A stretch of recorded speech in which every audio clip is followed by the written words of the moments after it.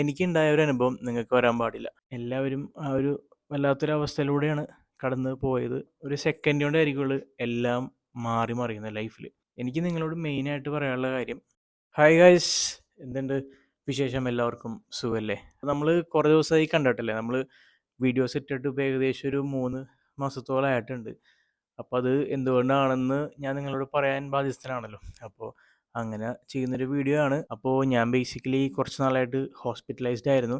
അതുകൊണ്ടാണ് എനിക്ക് basically video ഒന്നും ഷൂട്ട് ചെയ്യാനായിട്ടോ കാര്യങ്ങളൊന്നും പറ്റാണ്ടിരുന്നത്. കണ്ടിന്യൂസ് ആയിട്ട് എനിക്കിങ്ങനെ സംസാരിക്കാൻ പറ്റുന്നത് തന്നെ ഇപ്പോഴാണ്. അപ്പോൾ ഞാൻ അതുകൊണ്ട് ഒരു ബ്രേക്ക് എടുത്തേക്കുമായിരുന്നു എല്ലാത്തിൽ നിന്നും. അപ്പോൾ എന്താ സംഭവിച്ചതെന്ന് വെച്ച് കഴിഞ്ഞാൽ ഞാൻ മൊത്തത്തിലൊരു ഡീറ്റെയിൽ ആയിട്ട് പറയാമെന്ന് കരുതി. എല്ലാം തുടങ്ങുന്നത് ജനുവരി ആക്ച്വലി 3-ാം തീയതിയാണ്. അന്ന് എനിക്കൊരു ഫീവറായിട്ട് തുടങ്ങിയതാണ്. എൻ്റെ വീട് കൊടുങ്ങല്ലൂരായതുകൊണ്ട് കൊടുങ്ങല്ലൂർ അടുത്തുള്ള ഒരു പ്രൈവറ്റ് ഹോസ്പിറ്റലാണ് പോയത്. അപ്പോൾ ഞാൻ അവിടെ ചെന്നു.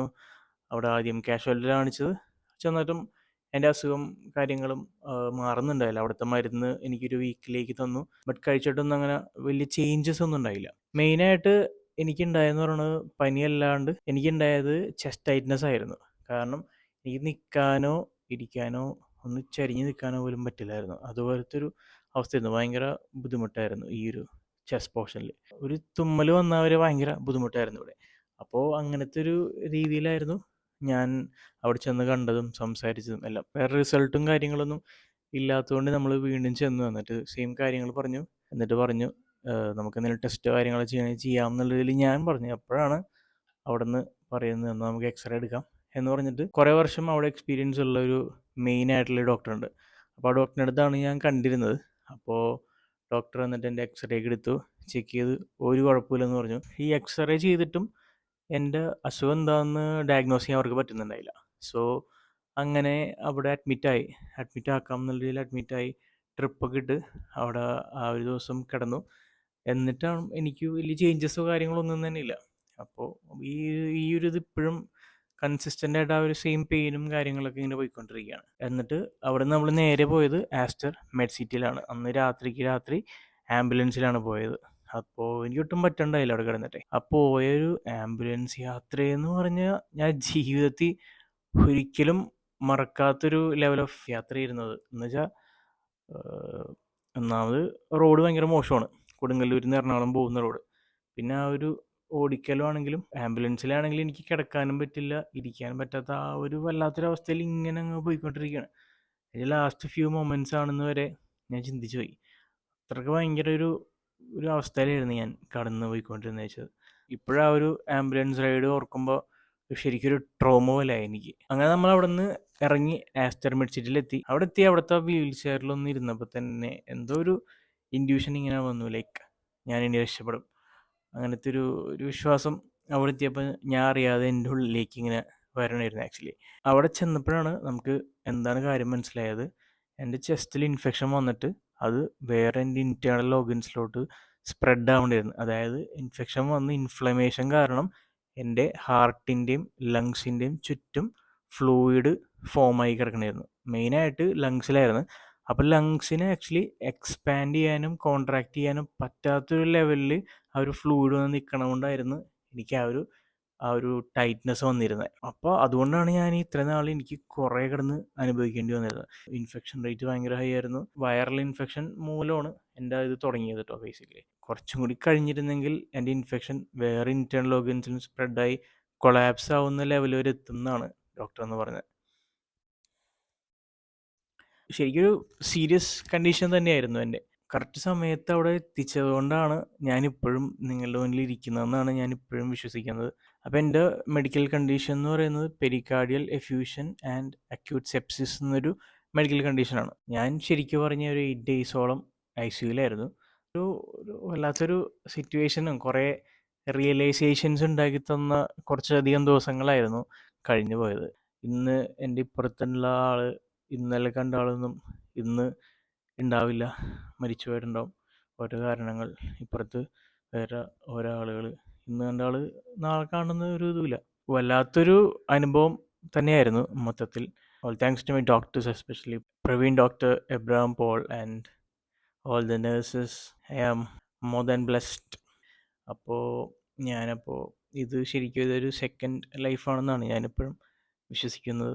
പറയാനുള്ളൊരു കാര്യം എന്ന് പറഞ്ഞു കഴിഞ്ഞാൽ always take care of your health. നമ്മളോട് ഇതിന് മുന്നേ പല ആളുകളും പല രീതിയിലും പറഞ്ഞിട്ടുണ്ടാവും. But health is everything guys. Hospitalised ആയി കിടക്കുന്ന ഒരാളുടെ ഡ്രീമായിരിക്കും ഒരു ദിവസം ഹെൽത്തി ആയിട്ട് ഇങ്ങനെ നടക്കുക എന്നുള്ളത്. നമ്മളുടെ ഇഷ്ടമുള്ള ആൾക്കാരെ ഡെയിലി കാണാൻ പറ്റുക എന്നുള്ളതൊക്കെ ഒരു പ്രിവിലേജ് ആണ്, അല്ലെങ്കിൽ ഒരു ബ്ലെസ്സിങ് ആണ് ഗൈസ്. ഒരാളുടെ ഹെൽപ്പ് ഇല്ലാണ്ട് നമുക്കൊന്ന് നടക്കാൻ പറ്റുക എന്നുള്ളത് ഒരു ഭയങ്കര ഒരു ബ്ലെസ്സിങ് ആണ്. ഹെൽത്ത് ഉണ്ടെങ്കിലേ ലൈഫിൽ എന്തുള്ളൂ. എനിക്ക് എൻ്റെ ലൈഫ് കൊണ്ട് ലിറ്ററലി എന്നെ പഠിപ്പിച്ച ഒരു കാര്യം വരുന്നത്, ഒന്ന് മര്യാദയ്ക്കൊക്കെ ഒന്ന് വാഷ്റൂം പോകാൻ പറ്റുന്നത് തന്നെ ഒരു ലക്ഷറിയാണ് ഗൈസ്. ആക്ച്വലി ഡെയിലി നമ്മുടെ പേരൻസിനെ കാണാൻ പറ്റുന്നത് ഒരു ലക്ഷറിയാണ്. പിന്നെ അതുപോലെ തന്നെ നമ്മളോട് നമ്മളുടെ ചുറ്റുമുള്ളവർക്ക് എത്രത്തോളം സ്നേഹമുണ്ട്, കാര്യമാണ് നമ്മൾ അവർക്ക് എന്ന് മനസ്സിലാക്കി തന്ന കുറച്ച് നാളുകൾ കൂടിയായിരുന്നു കഴിഞ്ഞു പോയത്. എനിക്ക് എന്തായാലും നിങ്ങളുടെ എല്ലാവരോടും ഏറ്റവും ഇമ്പോർട്ടൻ്റ് ആയിട്ട് പറയാനുള്ളത്, എല്ലാവരും ഒരു ഹെൽത്ത് ഇൻഷുറൻസ് മസ്റ്റായിട്ടും എടുത്ത് വെക്കണം എന്നുള്ളതാണ്. ഒരു 10 lakhs എടുത്ത് വെക്കണം എന്ന് ഞാൻ പറയും ഹെൽത്ത് ഇൻഷുറൻസ്. അതിപ്പോൾ ഏത് കമ്പനിയുടെങ്കിലും ആയിക്കോട്ടെ, അതിനെടുത്ത് വെക്കണത് മസ്റ്റാണ്. കാരണം ഇങ്ങനത്തെ ഓരോ സിറ്റുവേഷൻസ് വരുമ്പോഴായിരിക്കും നമ്മളതിൻ്റെ ഇമ്പോർട്ടൻസ് മനസ്സിലാവുന്നത്. എൻ്റെ പേരിൽ ചേച്ചി തുടങ്ങി വെച്ചൊരു ഹെൽത്ത് ഇൻഷുറൻസ് ആണ് എനിക്കതൊരു ബ്ലെസ്സിങ് ആയി മാറിയത്. And all thanks to her for that. ഇങ്ങനെ സിമ്പിളായിട്ട് ഇങ്ങനെ ആലോചിച്ചാൽ മതി. നമുക്കിപ്പോൾ ഒരു ഇൽനെസ് എന്തെങ്കിലും വന്നു, അതിന് ട്രീറ്റ്മെൻറ്റ് നല്ല പ്രോപ്പറായിട്ട് കിട്ടുന്നത് ഒരു പക്ഷേ ഒരു പ്രൈവറ്റ് ഹോസ്പിറ്റലായിരിക്കും. അവിടുത്തെ ചാർജസ് എല്ലാം പൊതുവെ ഭയങ്കര കൂടുതലായിരിക്കും. നമുക്ക് ഇങ്ങനെ ഒരു ഹെൽത്ത് ഇൻഷുറൻസ് ഉണ്ടെന്നുണ്ടെങ്കിൽ അത് ഭയങ്കര ഒരു നല്ല കാര്യമായിരിക്കും. അത് ഞാനിപ്പോൾ എൻ്റെ ഫ്രണ്ട്സിനോട് എല്ലാവരോടും പറയുന്നൊരു കാര്യം അതാണ്, ഒരു ഹെൽത്ത് ഇൻഷുറൻസ് എടുത്തു വെക്കാനാണ്. അല്ലെങ്കിൽ നമ്മൾ നല്ല ബുദ്ധിമുട്ടായിരിക്കും. നമ്മളിപ്പോൾ ആയിരിക്കും ഇതെന്താണ് ഇത് എല്ലാ മാസം ചുമ്മാ ഈ എമൗണ്ട് എടുക്കുന്നത് വെറുതെ ആവോ അങ്ങനെ വിചാരിക്കും. പക്ഷേ ഒരു സിറ്റുവേഷൻ വരുമ്പോൾ ലിറ്ററലി എല്ലാം മനസ്സിലാകും. കാരണം ഒരു സെക്കൻഡ് കൊണ്ടായിരിക്കുള്ളൂ എല്ലാം മാറി മറിയുന്നത് ലൈഫിൽ. അപ്പോൾ എല്ലാവരും എന്തായാലും ഹെൽത്ത് ഇൻഷുറൻസ് മസ്റ്റായിട്ട് എടുക്കണം കേട്ടോ. നമ്മളെ കമ്പനിയിലൊക്കെ ഓൾറെഡി ഉണ്ടാവായിരിക്കും. പക്ഷേ അതല്ലാണ്ട് വേറെ ഒരു 10 lakh എങ്കിലും കവർ ചെയ്യുന്ന ഒരിതെടുക്കണം. പിന്നെ എടുക്കുമ്പോൾ ഏറ്റവും കൂടുതൽ ശ്രദ്ധിക്കേണ്ടത് കൺസ്യൂമബിൾസും കൂടി അതിനകത്ത് ഇൻക്ലൂഡ് ചെയ്യാൻ ശ്രമിക്കണം. കാരണം കുറച്ചധികം പേയ്മെൻറ്റ് നമ്മുടെ കയ്യിൽ നിന്ന് യൂഷ്വലി പോകാറുണ്ട് കൺസ്യൂമബിൾസ് ആഡാക്കി വെച്ചിട്ടില്ല എന്നുണ്ടെങ്കിൽ. സോ അതും കൂടി ആഡാക്കി വെക്കുന്നത് ഏറ്റവും നല്ല കാര്യമായിരിക്കും. Best decision ever. ഞാനൊരു മോട്ടിവേഷൻ പറയുന്നതാണെന്ന് വിചാരിച്ചാലും കുഴപ്പമില്ല. നിങ്ങൾക്ക് ഇഷ്ടമുള്ളവരെ എപ്പോഴും ചേർത്ത് പിടിക്കുക. അതായത് നിങ്ങൾക്ക് അവരോട് സ്നേഹം കാണിക്കാൻ ഏതൊരു അവസരം കിട്ടിയാലും അത് കാണിക്കുക. ഒരു പക്ഷേ നമുക്കത് എപ്പോഴും അതുപോലെ ചെയ്യാൻ പറ്റിയെന്ന് വരില്ല. ലൈഫ് വളരെ പെട്ടെന്നായിരിക്കും ചേഞ്ച് ആവുന്നത്, നമ്മൾ പോലും വിചാരിക്കാതെ. So always take care of your loved ones, be with your loved ones. എന്ത് ദേഷ്യമോ വിദ്വേഷമോ എന്തുണ്ടെങ്കിലും അത് പറഞ്ഞു തീർക്കുക. പിന്നെ ഒരു മെയിൻ കാര്യം എനിക്ക് ശ്രദ്ധിച്ചത് അല്ലെങ്കിൽ പറയാനുള്ളതെന്ന് വെച്ച് കഴിഞ്ഞാൽ നേഴ്സുമാരുടെ കാര്യമാണ്. അവർ എടുക്കുന്ന ആ ഒരു ജോലിക്ക് കിട്ടുന്ന ഒരു വേതനം അല്ലെങ്കിൽ സാലറി അവർക്ക് ഉറപ്പായും കിട്ടുന്നില്ല. ഞാനിപ്പോൾ ഇവിടെ ഇങ്ങനെ നിൽക്കുന്നതിൻ്റെ ഒരു വലിയൊരു പങ്ക് എൻ്റെ ഡോക്ടേഴ്സിനും നേഴ്സസിനും മാത്രമാണ്. കാരണം എന്നെ അതുപോലെ ടേക്ക് കെയർ ചെയ്തതുകൊണ്ടാണ് ഞാനിതുപോലെ നിങ്ങളുടെ മുന്നിൽ ഇപ്പം ഇങ്ങനെ നിന്ന് സംസാരിക്കുന്നത്. സോ അവരുടെ ജോലിയാണെങ്കിൽ ഒട്ടും എളുപ്പമല്ല, നമുക്കറിയാവുന്ന കാര്യമാണ്. എല്ലാ ജോലിക്കും അതിൻ്റെതായ ബുദ്ധിമുട്ടുകളുണ്ട്. ഇവരുടെ ജോലിയാണെങ്കിൽ അത്ര സിമ്പിൾ അല്ല. അവർക്ക് ഇവിടെ നാട്ടിലൊരു നല്ല സാലറി കിട്ടണം എന്നുള്ളത് അവരൊരു അവകാശമായിട്ട് എനിക്ക് തോന്നുന്നത്. അവർക്കത് കിട്ടാനായിട്ട് 200% ഡിസേർവിങ് ആണ് അവർ. അവർക്കത് കിട്ടട്ടെ എന്ന് ഞാൻ ആത്മാർത്ഥമായിട്ട് ആഗ്രഹിക്കുകയാണ്, പ്രാർത്ഥിക്കുകയാണ്.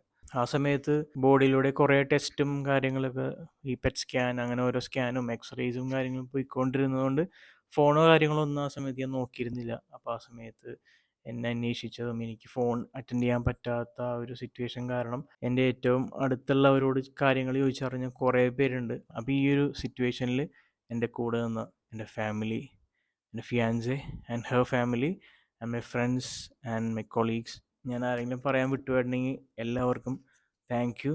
എനിക്ക് വേണ്ടി പ്രാർത്ഥിച്ച കുറേ പേരുണ്ടെന്ന് എനിക്കറിയാം. എല്ലാവരോടും ഞാനൊരു ബിഗ് താങ്ക് യു പറയാനാണ് ഈ ഒരു ടൈമിൽ. എനിക്കതെല്ലാം കൂടി ഇങ്ങനെ ഈ ഒരു വീഡിയോയിൽ ഇങ്ങനെ പറയണമെന്നുണ്ടായി. അതുകൊണ്ട് മാത്രമാണ് ഞാനത് ചെയ്യുന്നത്. പിന്നെ എൻ്റെ പേരൻസ് ആയാലും എൻ്റെ സിസ്റ്റർ ആയാലും എല്ലാവരും കുറേയധികം സപ്പോർട്ട് ചെയ്തിട്ടുണ്ട്. അപ്പം എൻ്റെ ഹാർട്ടിന് അല്ലെങ്കിൽ ലങ്സിന് ചുറ്റും ഉണ്ടായൊരു ഫ്ലൂയിഡ് ഇവിടെ നിന്നൊരു പിക്ടെയിൽ ട്യൂബ് ഇട്ടിട്ട് ഡ്രെയിൻ ചെയ്യാണ് ചെയ്തത്. അപ്പോൾ അങ്ങനത്തെ ആ ഒരു പ്രൊസീജിയറും എല്ലാമായിട്ട് ഒരു 8 ഡേയ്സോളം ഉണ്ടായി ICUയിൽ ഞാൻ.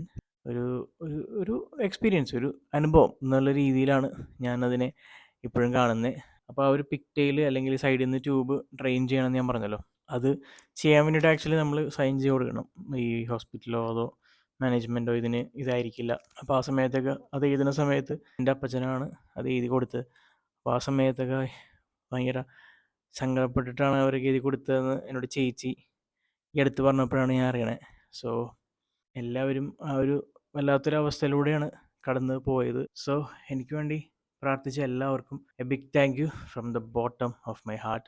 മച്ച് നീഡഡ് ബ്രേക്ക് എന്നുള്ള രീതിയിലാണ് ഞാനതിനെ ഇപ്പോഴും കാണുന്നത്. എനിക്ക് സംസാരിക്കാൻ നിങ്ങളുടെ മുന്നിൽ ഇതുവരെ എത്താൻ പറ്റിയിട്ടുണ്ടെന്നുണ്ടെങ്കിൽ നമ്മൾ ഇനിയും കുറേ ഹൈറ്റ്സ് ഒരുമിച്ച് അങ്ങ് നേടിയെടുക്കും. അപ്പോൾ നിങ്ങളുടെ സപ്പോർട്ട് ഇതിന് മുന്നേ ഉണ്ടായ പോലെ തന്നെ ഇനിയും വേണം. അപ്പോൾ അടുത്ത വീഡിയോസൊക്കെ ആയിട്ട് ഞാൻ വീണ്ടും ബാക്ക് ടു ആക്ഷനായിട്ട് വരാൻ മാക്സിമം ശ്രമിക്കാം. ഇപ്പോൾ അതിനുശേഷം എനിക്കിപ്പോൾ കോൺസ്റ്റൻറ്റ് ചെക്കപ്സും റിവ്യൂസും എല്ലാം ഉണ്ടായിരുന്നു. സോ അതെല്ലാം കഴിഞ്ഞ് എക്സസൈസും ടാബ്ലറ്റ്സും സ്റ്റെറോയിഡ്സൊക്കെ ഉണ്ടായി മരുന്നായിട്ട്. അപ്പോൾ അതെല്ലാം കഴിഞ്ഞ് ഇപ്പോഴാണ് ഞാൻ ഒന്ന് മച്ച് ബെറ്ററായിട്ട് എനിക്കിങ്ങനെ കണ്ടിന്യൂസ് ആയിട്ട് എനിക്കിങ്ങനെ സംസാരിക്കാൻ പറ്റുന്നത് തന്നെ ഇപ്പോഴാണ്. എനിക്കിപ്പോൾ നിങ്ങളോട് സംസാരിക്കാൻ തോന്നി.